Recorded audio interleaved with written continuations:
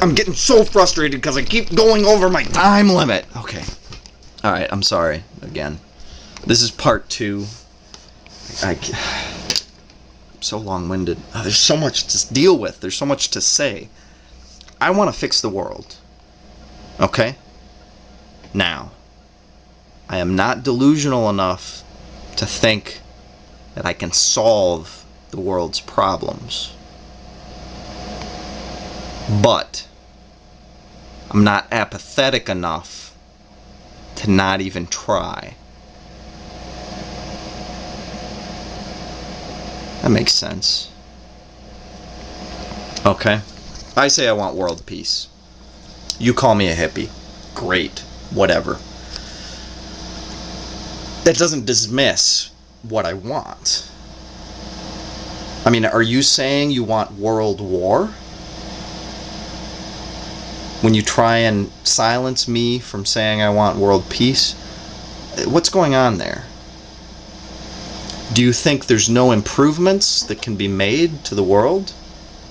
Or do you just think that I can't exert a change? Do you think one individual can't influence the world? I mean, if that's true, I'm sorry that you live such a futile existence. But we all have an impact. And perhaps not as much on the physical world as each other. But listen, the physical world is a great place to start. Okay? Certainly, if you want to tackle the problems of the world, you've got to understand it to some extent. The problem is, this world is not the only world, the physical. And now here, I'm not talking about a spiritual world, a psychic realm, you know, some sort of alternate dimensions. I'm talking about the world that exists in our head. Just as the world exists, I have developed a concept in my head about all that's contained within it. How things occur, what's going on, who's out there, what they're doing, what they're trying to accomplish. Right? This touches on the social, the political, the religious, the scientific, the philosophical, the artistic, you know, consumption, food, violence, okay, all this going on in the world. And I think I understand to some extent what that is. It's all mimicked in here. So there's the real world, right? But does that influence my decisions as much as the world that I've constructed in my head? No. Obviously, my little head world is a bigger deal. So what should I be more concerned with? The physical world or the billions and billions of world theories that are scurrying across it? Right? For every pair of legs out there, there's a perception of the planet.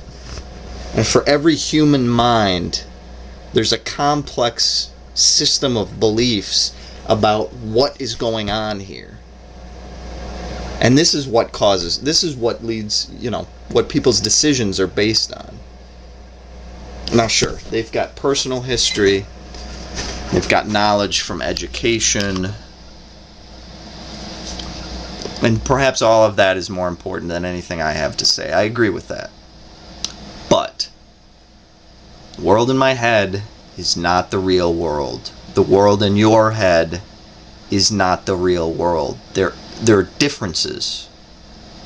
And I would rather influence 10 of your head worlds in a way that makes you more aware of your relationship to the real world, more aware of the influence you have on it and how your decisions influence it. I'd much rather influence 10 people's head worlds than the physical world, because I honestly believe that if I can influence 10 people's heads worlds, that's a bad phrase, that concept of the world, if I can influence those, then I can influence their interaction with the real world. And that's going to have a more dramatic effect than anything I could do in my lifetime physically.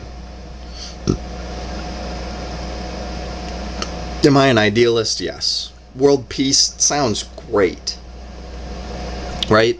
I realize that's going to be really hard to accomplish, but what I want is for us to move towards some sort of, and not just unity, but coexistence.